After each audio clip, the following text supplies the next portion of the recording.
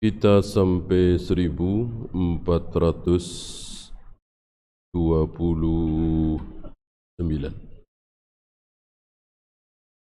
tentang sujud. 1428 sudah ya. Sedekat-dekat manusia seorang hamba dengan Allah adalah ketika sujud, maka perbanyaklah berdoa saat sujud karena sedang dekat-dekatnya.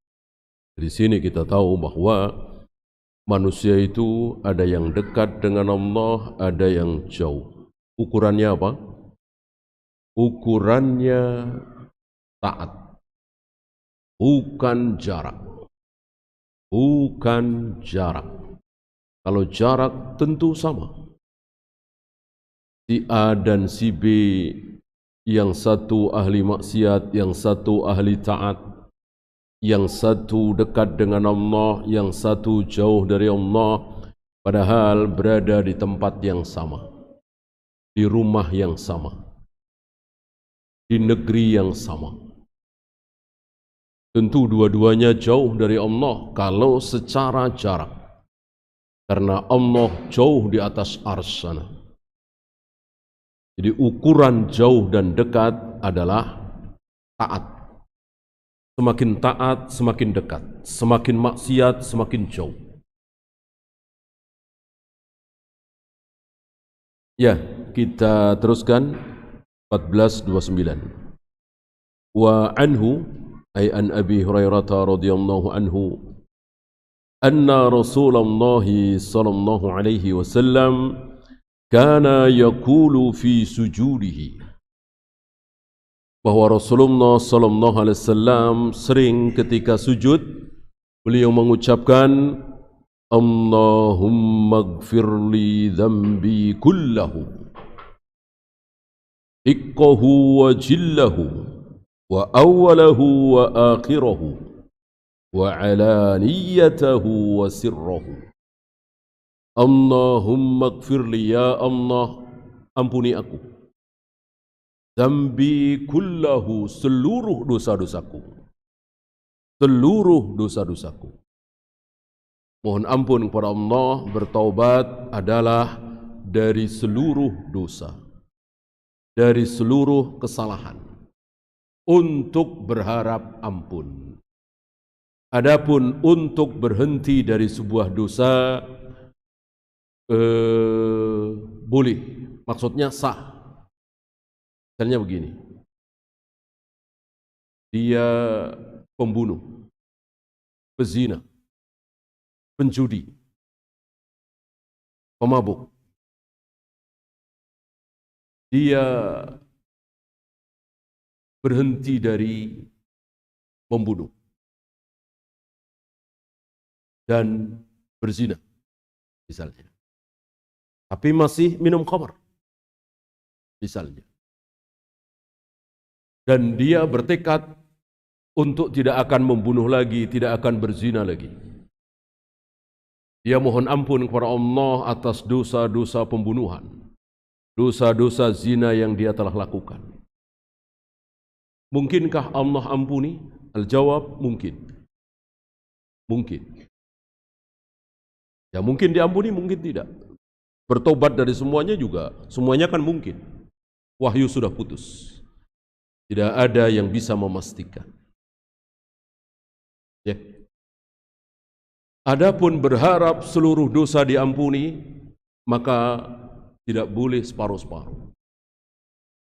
Mana mungkin kita berdoa, ya Allah ampuni dosa-dosa minum khamarku, tapi dosa-dosa judi entar aja diampuninya, kan nggak mungkin begitu, ya kan? Kalau untuk ampunan tentu kita semua berharap seluruh dosa kita mohon ampun. Ya. Adapun berhenti dari satu maksiat tapi belum berhenti dari maksiat yang lain, maka bisa diampuni. Ya. Diqqahu wa jillahu, yang kecil dan yang besar. Beliau tidak mengatakan wajillahu wa diqqahu, yang besar dan yang kecil. Ini kurang fasih. Beliau sefasih-fasih manusia. Karena beliau maksum. Ucapan beliau dijaga oleh Allah. Maka ucapan ini fasih, tepat. Diqqahu wa jillahu. Beliau tidak mengatakan jillahu wa diqqahu. Artinya tadarruj. Bertingkat.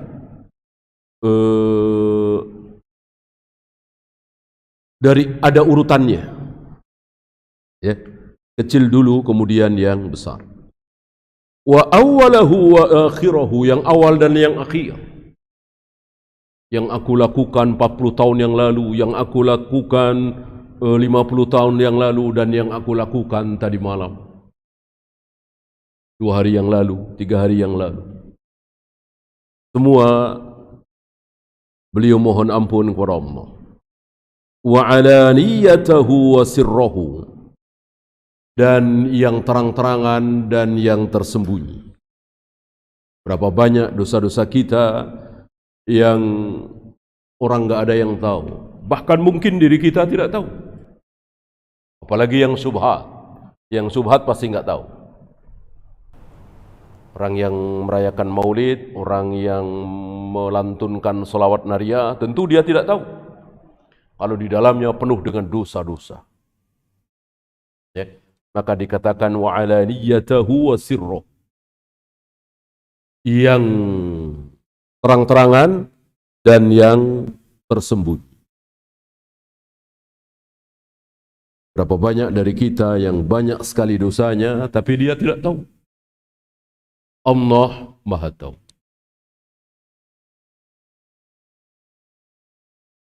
Ya, rawahu Muslim fikul hadis. Yang pertama, yustahabbut tarakki fi su'ali ad-dallu 'ala tadarruji fi tarajjil ijabati.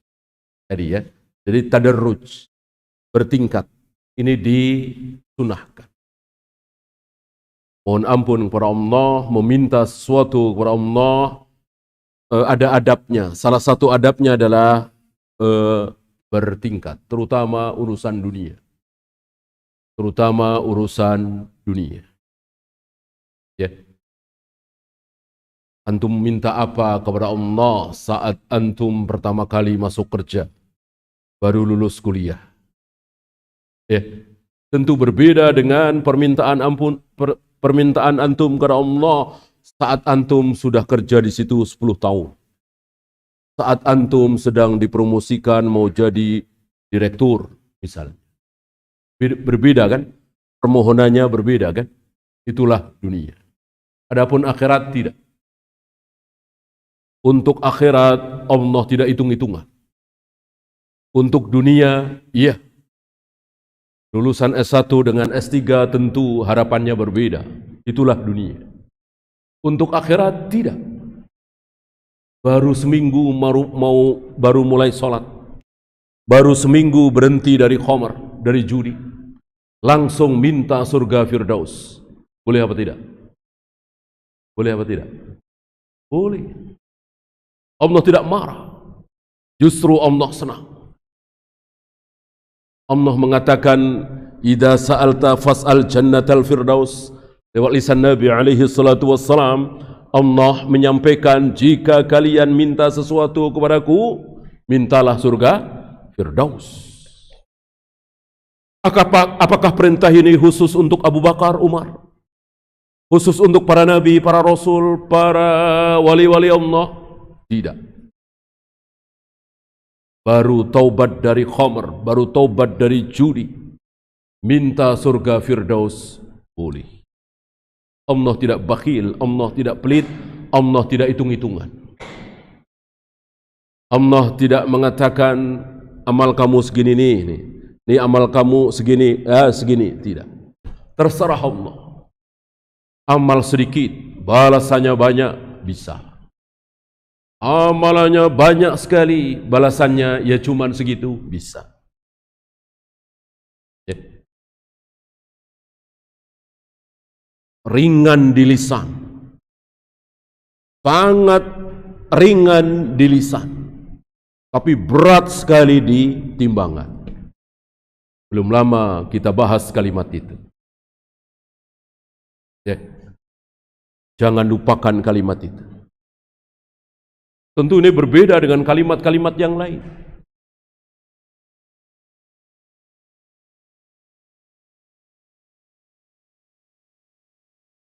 Kemudian al-kabairu tunsha'u 'adatan minal idmani 'ala as-saghair.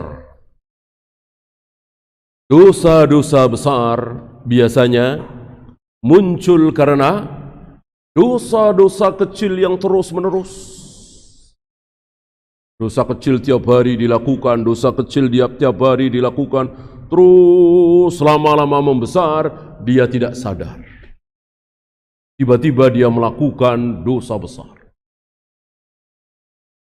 Kan hampir-hampir kita tidak temukan anak santri yang biasanya ngaji, sholat berjamaah di masjid di awal waktu, akrab dengan Al-Quran, menghafalkan Al-Quran, tiba-tiba pengen minum khamar, tiba-tiba pengen berjudi, tiba-tiba pengen berzina.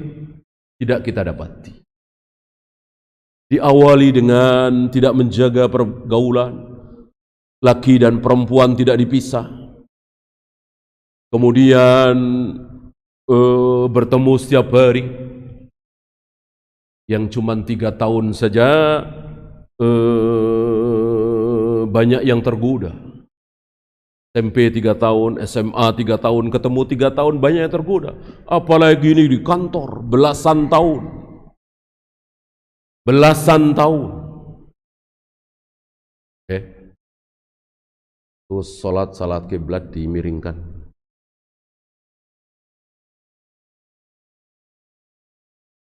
Oleh karena itu kita wajib untuk menjaga diri. Jangan sampai tidak terasa tiba-tiba kita terjatuh ke dalam zina, kepada khamar, kepada judi, pelan. Maka ada istilah khutuwatis syaitan. Apa? Langkah-langkah syaitan. Wala tattabi'u khutuwatis syaitan. Jangan mengikuti langkah-langkah syaitan. Langkah-langkah syaitan seperti itu. Selangkah, 2 langkah, 3 langkah, 4 langkah, terus. Antum kira yang sekarang korupsi ratusan miliar, puluhan miliar, itu korupsi pertama? Tidak. Diawali dari 1 juta, 2 juta, 20 juta, 50 juta, terus. Maka dari awal mula jaga. Maka Nabi memberikan cara kepada kita, jika engkau kelebat melihat selendang perempuan, segera tundukkan pandangan. Berawal dari situ.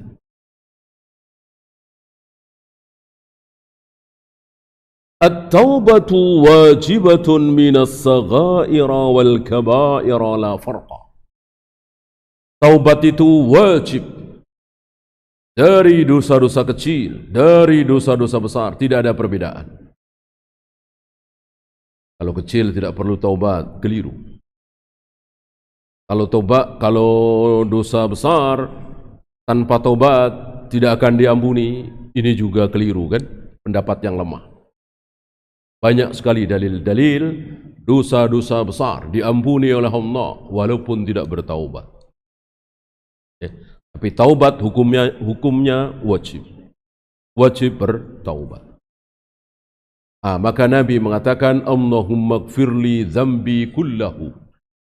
Ya Allah, ampuni seluruh dosa-dosaku. Yang besar, yang sedang, yang kecil.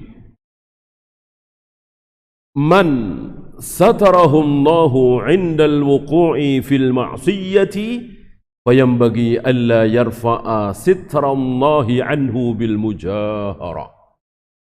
Barang siapa yang ditutup oleh Allah maksiatnya, aib-aibnya, maka jangan pernah membuka tutup itu dengan mujaharah.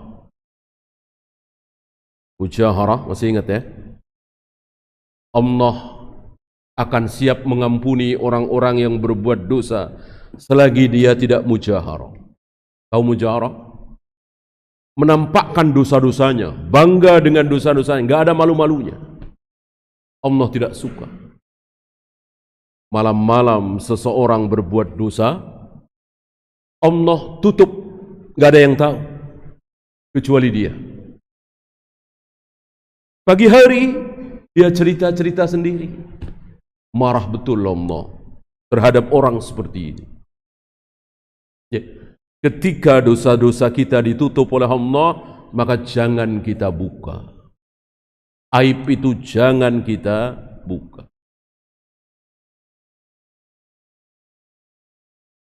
Bahkan ketika dosa itu ada hukum hadnya, hudud. Apa misal? Zina. Zina kan harus direjam atau dicambuk. Bagaimana kita sembunyi-sembunyi? Ternyata sembunyi. Mana dalil? Ma'iz setelah berzina datang kepada Nabi SAW.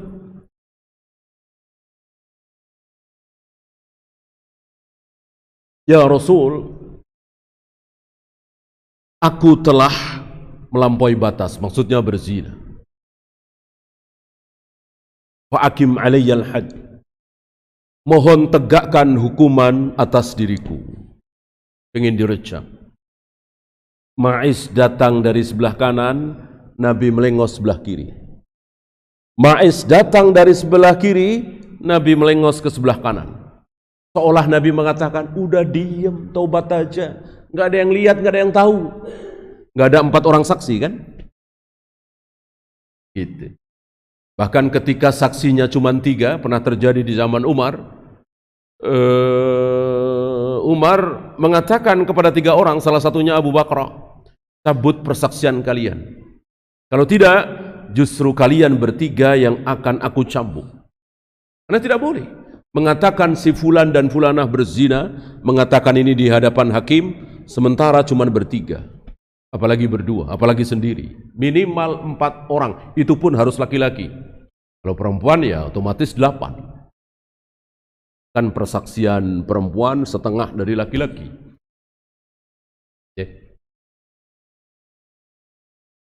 Nah, seolah Nabi mengatakan seperti itu. Bahkan ketika Ma'iz terus mendesak, Nabi mengatakan barangkali engkau cuman memeluk, mencium, ya. Seolah Nabi mengatakan seperti ini. Ini menunjukkan bahwa walaupun tegak hukum Islam, rejam, cambuk, dan seterusnya, ketika tidak dijalankan enggak masalah. Kecuali sudah ada saksi dan bukti yang kuat. Ya, kalau enggak ada yang tahu, sudah taubat. Allah Maha penerima taubat. Maka seandainya Ma'iz diam saja memohon ampun kepada Allah, insya Allah diampuni. Ini berita gembira kepada kita yang berbuat maksiat di negeri yang belum menjalankan rejam misalnya, cambuk misalnya. Maka cukup bagi kita bertaubat di hadapan Allah, bukan di hadapan manusia. Tidak perlu ada orang lain tahu. Ya. Nah, orang yang mujaharah ini Allah enggan mengampuni. Allah siap mengampuni sebelum mujaharah.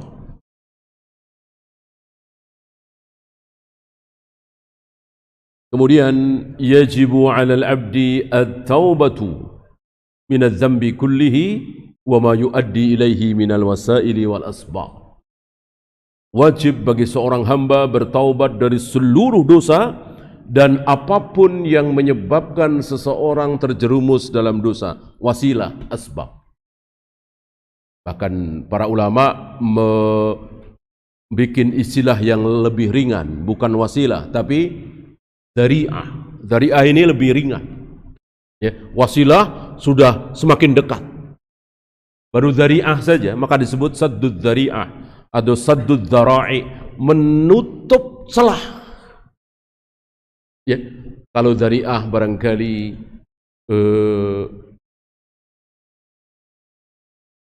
ngobrol berdua dengan lawan jenis, ya, itu baru dzari'ah. Kalau wasilah sudah berdua di mana, mobil misalnya, ya. Kalau baru ngobrol berdua di tempat umum, ini sebesar sekedar dzari'ah. Lebih besar lagi wasilah, ya, atau asbab. Misalnya tadi, ngobrol berdua di dalam mobil, ini lebih berbahaya dari yang tadi. Nah, baru dzari'ah saja tutup. Seperti tadi, baru melihat sekelebat selendang seorang wanita, langsung tutup. Tundukkan pandangan. Ini menyangkut segala maksiat. Ya berzina, ya minum khamar, ya berjudi, ya korupsi, ya membunuh. Ya. Maka jangan coba-coba. Ya udahlah, daripada nggak enak terima aja lah amplop ini. Daripada nggak enak, lama-lama terus, ya kan? Maka jika merasa tidak kuat, lebih baik keluar. Lebih baik keluar, karena bukan sekali dua kali cerita seperti itu. Sudah ratusan kali, mungkin ribuan cerita. Ya, baru lulus kuliah.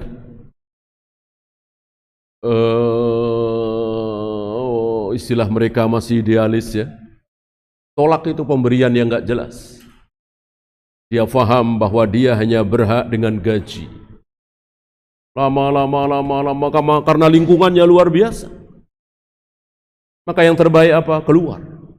Jangan seperti kaidah orang-orang hizbiyin, harokiyin. Kalau kita pada keluar nih yang baik-baik, hancur ini, lembaga ini, kantor ini, perusahaan ini, ya, atau departemen ini. Kita selamatkan, jangan keluar.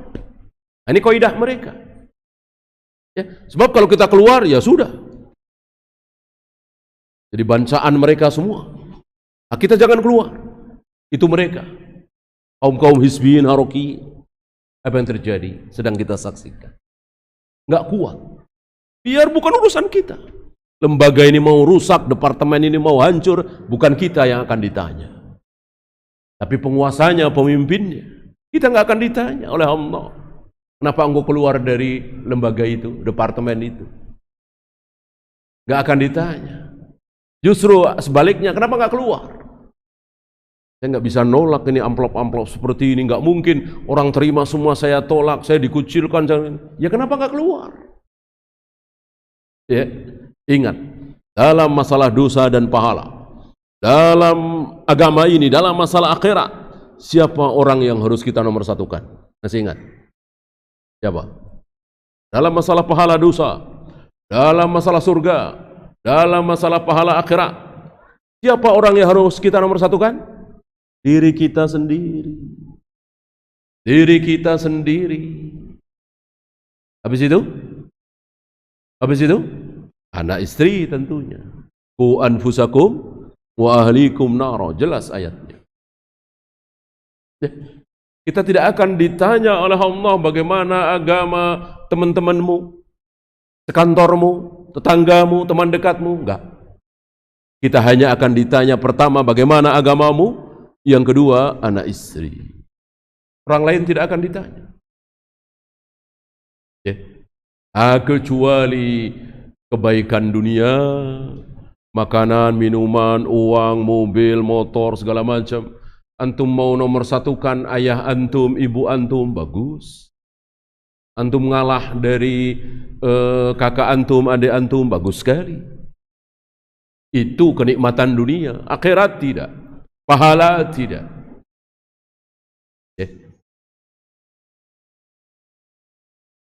Yang terakhir, istihbabu hadzal dzikri halas sujud. Disukai zikir tadi ketika sujud. Dalilnya adalah sujud. Beda dengan yang sebelumnya. Subhanakallahumma rabbana bihamdika Allahumma ighfirli. Bisa ruku, bisa sujud. Subuhun qudusun juga bisa ruku, bisa sujud. Adapun Allahumma ighfirli dzambi kullahu, dikkahu wa jillahu wa awwalahu wa akhirahu wa alaniyatahu wa sirrahu, ini khusus sujud. Sahih riwayat Imam Muslim. Ya, kita lanjutkan 1430. Wa an Aisyah radhiyallahu anha qalat. Dari Aisyah radhiyallahu anha, beliau berkata, iftaqadtu an-nabiyya sallallahu alaihi wasallam dzata lailatin.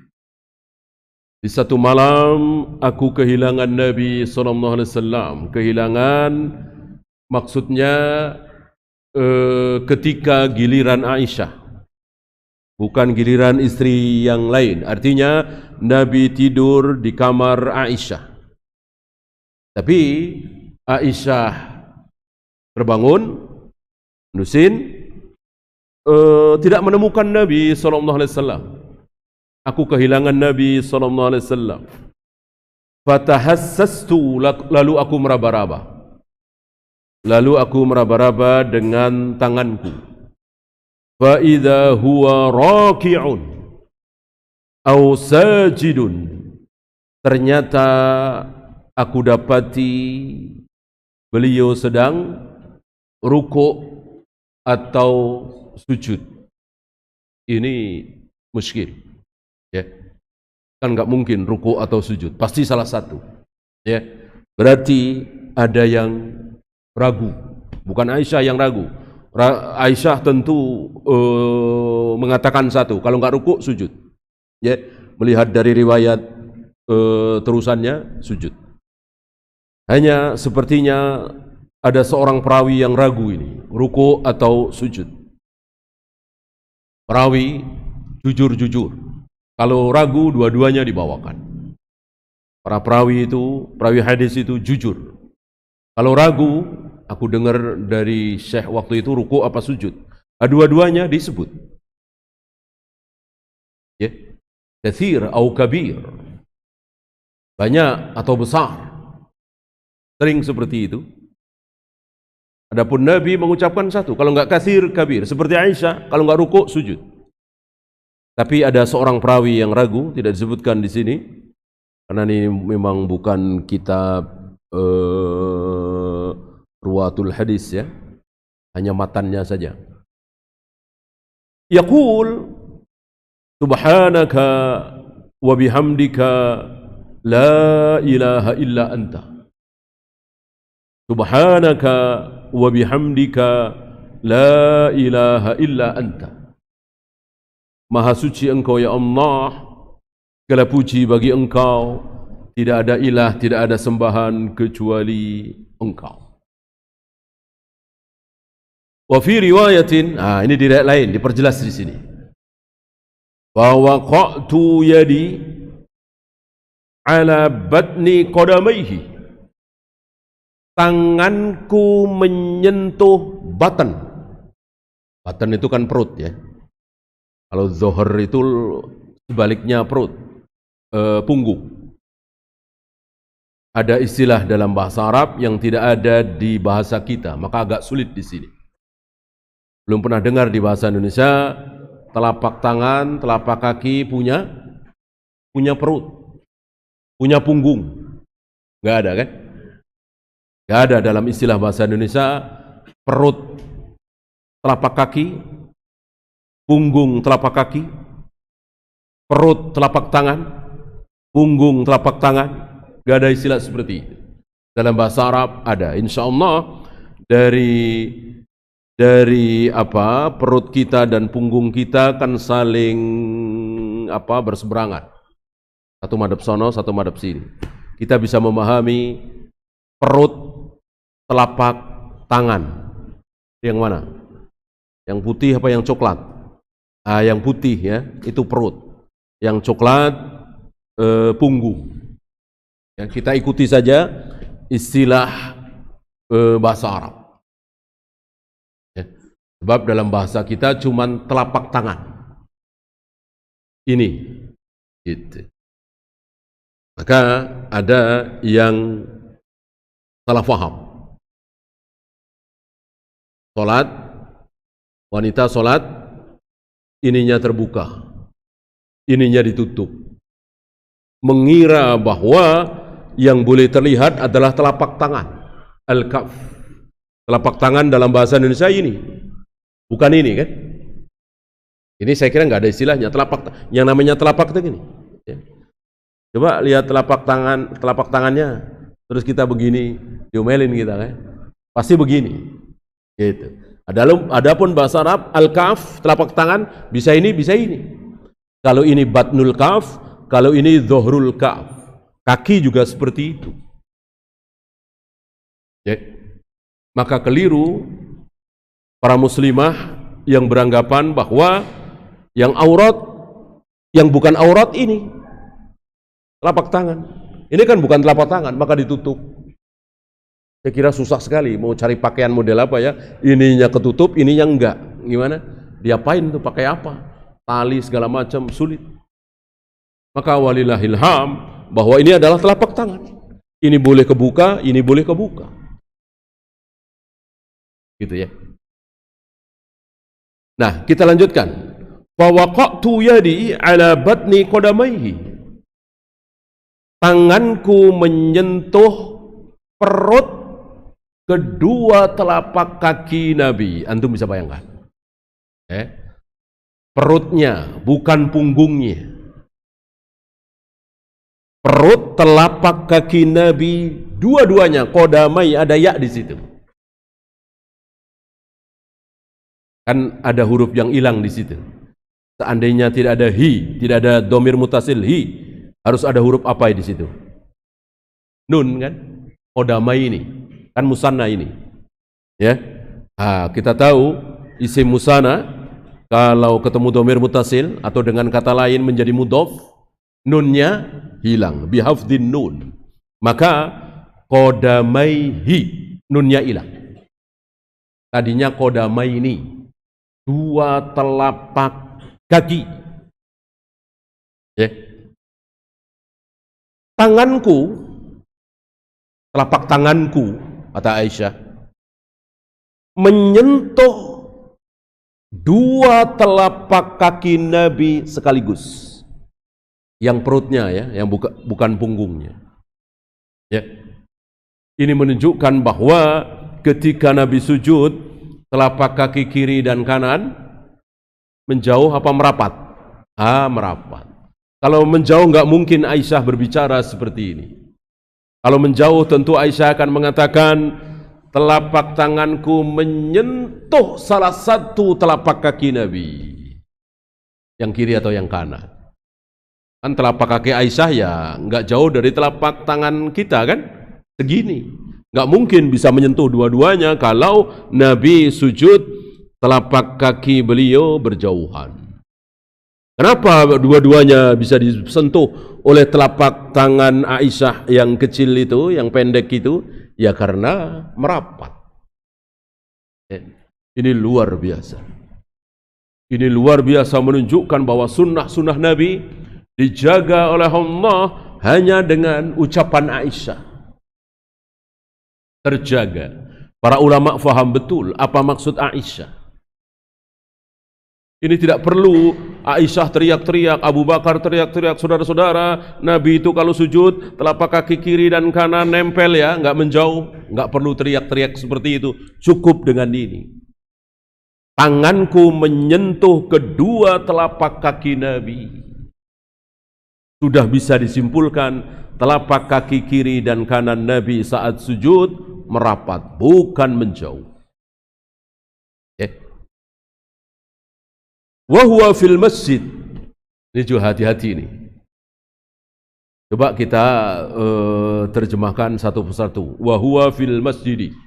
Wa dan huwa dia siapa? Rasulullah di dalam al masjid, masjid. Ya, hati-hati. Berarti Rasulullah salat di masjid. Rasulullah salat di masjid. Berarti Aisyah otomatis tidur di masjid juga. Hancur kalimat ini. Ya, hancur sehancur-hancurnya. Maka masjid yang dimaksud di sini adalah yang dimaksud di sini adalah isim makan dari sajadah yasjudu, sajdatan usjud, wala tasjud, ya, sajatan wa masjidan, ketemu. Tempat untuk sujud. Itu namanya masjid. Bukan masjid-masjid istilah dalam bahasa kita, bahasa Indonesia, bukan. Ya. Tentu orang Arab tahu apa yang dimaksud oleh Aisyah. Wa huwa fil masjid, maksudnya Nabi sedang berada di tempat sujud. Sedang sujud. Di rumah Aisyah, di kamar Aisyah, bukan di Masjid Nabawi. Ya. Wa huwa mansubatani. Nah, ini ninya enggak hilang. Karena tidak sebagai mudhof, ya. Wa huma, dan dua-duanya tegak. Dua-duanya tegak. Apa dua-duanya di sini? Telapak kaki Nabi sallallahu alaihi wasallam tegak. Ya. Maka kalau antum sujud, jangan, kan suka ada yang merapat, tapi enggak tegak gitu ya. Agak miring begitu. Tentu itu keliru. Yang benar tegak. Wa huwa yaqul, sambil Nabi mengatakan, berdoa, Allahumma inni a'udzu bika biridhaka min saqatika. Ya Allah, aku berlindung dengan ridhamu dari murkamu, wa bimu'afatika min 'uqubatik. Aku berlindung dengan sifat pemaafmu dari hukuman-hukumanmu. Wa a'udzu bika minka, dan aku berlindung kepada engkau dari aku berlindung kepada engkau dari engkau. Aku berlindung kepada engkau dari engkau. Ini khauf dan roja yang betul-betul seimbang. Seperti sayap burung. Sayap burung itu pasti seimbang. Ini sebuah keadaan yang luar biasa. Seimbang antara khauf dengan roja. Aku berlindung kepada engkau ya Allah. Kan biasanya dari neraka, dari setan, dari kemiskinan. Dari engkau. Kenapa? Karena Allah punya surga, betul. Tapi Allah juga punya neraka. Allah pemaaf, pengampun, betul. Tapi Allah juga syadidul azab, syadidul iqab. Dua-duanya ada pada diri Allah. Maka jangan hanya berharap tanpa rasa takut. Sebaliknya, jangan takut tanpa harapan. Dua-duanya buruk. Mana yang terbaik? Berharap dan takut dan berharap, berimbang. Ada seorang anak muda yang sakit keras dan akhirnya meninggal. Sebelum meninggal, Nabi bertanya kepada anak muda, ada apa pada dirimu? Dijawab oleh anak muda, ada ketakutan yang luar biasa ya Rasul. Tapi juga ada harapan besar. Dua-duanya ada pada diri anak muda. Nabi mengatakan, siapa yang ada dua perasaan itu, lalu dia mati, dijamin masuk surga. Ya, jadi dua-duanya harus ada. Kecuali ketika gorgorong. Sudah tidak bisa ngomong lagi. Ketika nyawa sudah di kerongkongan. Maka disitulah rindu. Disitulah ingin segera bertemu dengan Allah. Disitulah ingin cepat-cepat meninggalkan dunia. Itu orang-orang soleh, orang-orang taat, orang-orang beriman. Sebaliknya, manusia kafir, ahli maksiat, Fir'aun, Abu Jahal, Abu Lahab, Namrud, Qarun, ketika gargarah, dia takut luar biasa. Tidak ingin bertemu dengan Allah. Dan di saat itulah Allah tidak ingin, tidak sudi bertemu dengan dia. Itu makna sabda Nabi, man ahabba liqa'ahu ahabballahu man ahabba liqa'allah ahabballahu liqa'ahu. Barang siapa yang ingin cepat-cepat bertemu dengan Allah, Allah pun ingin cepat-cepat bertemu dengan dia.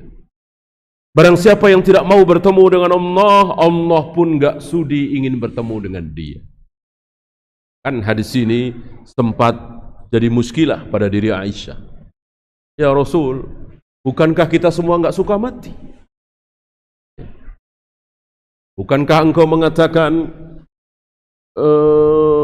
la tatamanna ahadukum al-maut lidurrin asabathu? Tidak boleh salah seorang dari kalian berharap-harap mati karena tertimpa musibah lalu berharap mati. Bertemu dengan Allah kan harus mati, berarti berharap mati dong. Apakah bertentangan dua hadis ini? Tidak. Tapi yang satu kapan, yang satu kapan. Kapan kita boleh cepat-cepat mati, ingin segera bertemu dengan Allah? Ketika nyawa sudah di kerongkongan, dan itu insya Allah otomatis. Kalau kita orang taat, beriman, soleh, insya Allah ketika gorgorah kita ingin cepat-cepat meninggalkan dunia. Gak ada kepikiran anak, istri, suami, ayah, ibu sedang ditunggu jamaah, sedang ditunggu bawahan segala macam, gak ada. Kecil semua itu. Ya. Sebaliknya, sebelum nyawa di kerongkongan, maka kita tidak boleh, jangankan minta, ya Allah matikan saya saja, nggak boleh. Jangankan minta secara terus terang vulgar seperti itu, berharap saja nggak boleh. Ya, mudah-mudahan saya cepat mati, nggak boleh. Tidak boleh. Ya. Nah, maka memahami sabda-sabda Nabi, dalil-dalil, itu harus tahu ini terletak di mana, ini letaknya di mana. Agar tidak cepat-cepat menyimpulkan, oh ini bertentangan. Hadis ini bertentangan dengan ini. Tidak ya. La uhsi thana'an 'alaika anta kama athnaita 'ala nafsik. Aku tidak bisa menghitung puji-pujian atas engkau ya Allah, sebagaimana engkau memuji dirimu sendiri. Salah satu sifat Allah yang tidak boleh kita tiru. Ada beberapa sifat Allah yang tidak boleh kita tiru. Salah satunya ini, memuji diri sendiri. Adapun Allah, berhak bagi Allah memuji diri sendiri. Lihat ayat-ayat Al-Quran, lihat hadis-hadis Nabi, lihat doa-doa, lihat bacaan-bacaan ruku, sujud, dan seterusnya, penuh dengan pujian-pujian Allah. Dari siapa? Dari Allah sendiri. Apakah lafaz itu karangan Nabi? Tidak, semuanya dari Allah. Berarti Allah memuji diri sendiri. Berhak bagi Allah, tidak berhak bagi kita. Ya. Rawahu Muslim fi kull hadis. Ini salah satu kelebihan ulama yang barangkali kita tidak miliki ya. Kan kita tahu insyaallah bagaimana anjuran Nabi SAW ketika kita terbangun malam untuk salat malam, kita disuruh membangunkan istri kita. Jika sulit bangun, maka dipercikkan air. Begitu pula wanita. Ketika seorang istri bangun duluan untuk salat malam, bangunkan suami untuk salat malam juga. Ketika sulit terbangun, maka percikkan air. Ini sunnah. Ya. Di sini tidak. Di sini tidak kan? Di sini tidak. Maka kita lihat fawaidnya. Ya. jawazu qiyamil laili duna iqadhil ahli sawa'an kana li udhrin aw li ghairihi. Bolehnya qiyamul lail, seorang suami qiyamul lail tanpa membangunkan istrinya, keluarganya, baik karena udzur atau tanpa udzur. Sepertinya Aisyah tidak udzur, tidak ada keterangan aku sedang sakit atau aku sedang haid, nggak ada keterangan kan? Ya karena memang tidak wajib. Kalau toh wajib bagi Nabi SAW, adapun selain Nabi SAW tidak wajib. Maka Nabi kadang membangunkan, kadang tidak. Ini termasuk yang tidak.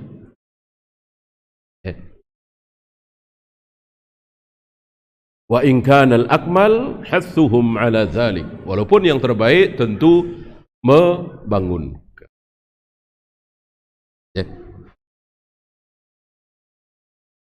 Yang kedua, bayanun sharihun anna massar rajuli lil mar'ati la yankudul wudu. Keterangan yang tegas, jelas, dalil yang sangat jelas terang benderang bahwa seorang laki-laki menyentuh perempuan, seorang perempuan menyentuh laki-laki tidak membatalkan wudu, walau kana yankudu la batalat salatuhu sallallahu alaihi wasallam. Kalau membatalkan, tentu salat beliau sudah batal, tentu pasti sudah batal, iya kan? Batal wudu otomatis batal salat.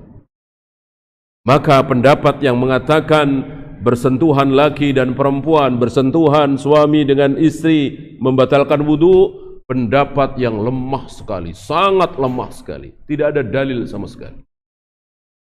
Ya. Wa hadha 'amun fi kulli imra'atin, ini umum. Ya, bukan cuma suami istri, adik, kakak. Bagaimana yang bukan mahram? Ya, pembahasannya kalau bukan mahram boleh apa tidak, dosa atau tidak, bukan masalah batal wudu atau tidak. Kalau tidak sengaja seperti saat tawaf misalnya, tentu tidak batal.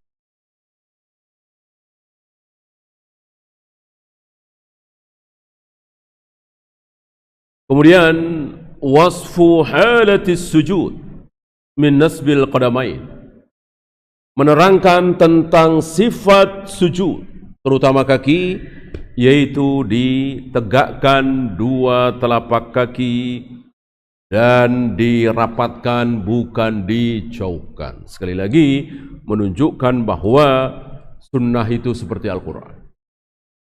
Ketika Allah menjamin inna nahnu nazzalna dzikra wa inna lahu lahafidun, kami yang menurunkan Al-Quran dan kami sendiri yang menjaga keasliannya, kemurniannya, apakah dengan demikian sunnah tidak? Jawabnya sunnah iya, sunnah juga dijaga. Sebab kalau Al-Quran dijaga keasliannya tapi sunnah tidak terjaga, buat apa? Berapa banyak ayat-ayat Al-Quran yang tidak bisa kita amalkan tanpa sunnah. Irka'u wasjudu, rukuklah kalian, sujudlah kalian. Berapa ayat itu di Al-Quran? Tapi cara rukuk seperti apa, cara sujud seperti apa? Kan jawabannya di sunnah, bukan di Al-Quran. Tidak ada satupun ayat dalam Al-Quran yang menjelaskan tata cara ruku, tata cara sujud. Adanya di hadis, di sunnah. Nah, hadis tidak terpelihara, ya buat apa? Cuman irka'u doang, irka'u wasjudu doang. Rukuklah kalian, sujudlah kalian. Tapi cara ruku, cara sujud salah semua. Karena sunnah tidak dijaga. Maka yang benar bukan hanya Al-Quran, sunnah juga dijaga. Ya, kalau dijaga kok ada yang dhaif, bahkan ada yang maudhu, palsu, katanya dijaga. Jawabnya? Jawabnya mudah sekali jawabannya. Apa? Ketahuan. Ketahuan kan? Ketahuan. Akhirnya ketahuan. Utlubul ilma walau bisin, carilah ilmu walau sampai ke negeri Cina, ternyata ketahuan ini bukan sabda Nabi alaihi salatu wassalam. Inna ikhtilafi ummati rahmah, sesungguhnya perbedaan pendapat di kalangan umatku adalah rahmat. Ini ketahuan bukan sabda Nabi sallallahu alaihi wasallam. Hubbul watan minal iman, cinta tanah air sebagian dari iman, ketahuan bahwa itu bukan sabda Nabi sallallahu alaihi wasallam.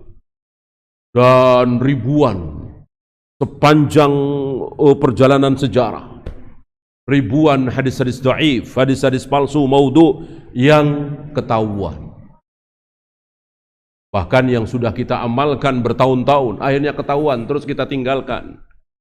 Mengadzankan bayi misalnya ketika baru lahir, ini ketahuan, dhaif kan oleh Syekh Albani. Ya. Bagaimana yang tidak tahu? Ya salah sendiri, kenapa tidak belajar?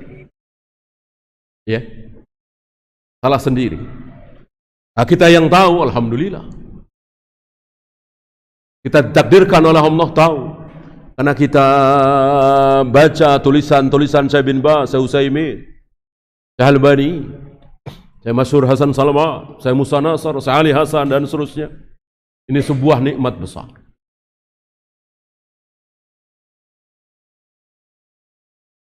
Kemudian la mafarra minallahi illa ilaih. Tidak ada tempat berlari dari Allah kecuali tidak ada tempat berlari dari Allah kecuali kepada Allah sendiri. Lari dari murka Allah menuju rahmat Allah. Begitu. Aku berlindung kepada Engkau ya Allah dari Engkau. Ya.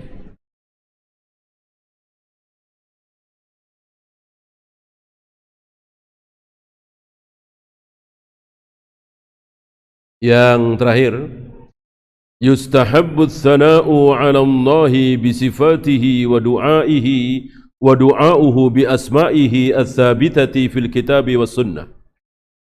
Disukai memuji-muji Allah dengan sifat-sifatnya. Allah mempunyai sifat apa, kita sebut. Setelah itu kita berdoa. Wa du'a'uhu bi asma'ihi ats-tsabitati, memohon kepada Allah dengan nama-nama Allah. Ya Karim, Ya Karim, Ya Razzaq, Ya Fattah, Ya Alim. Ini nama-nama Allah kita sebut-sebut. Setelah itu kita meminta sesuatu kepada Allah yang berhubungan.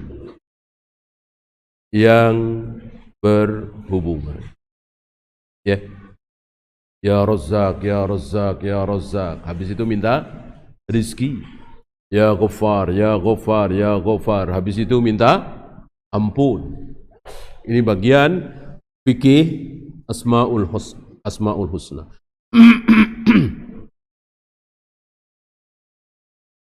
Jangan dihitung. Ya. Karena hitungan-hitungan bagian dari ibadah. Wallahu a'lam.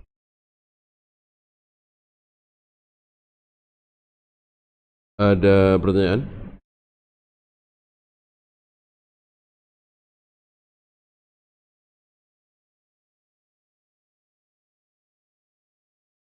Kalau tidak ada, kita persiapan berbuka insyaallah. Subhanakallahumma bihamdika asyhadu an la ilaha illa anta astaghfiruka wa atubu ilaik.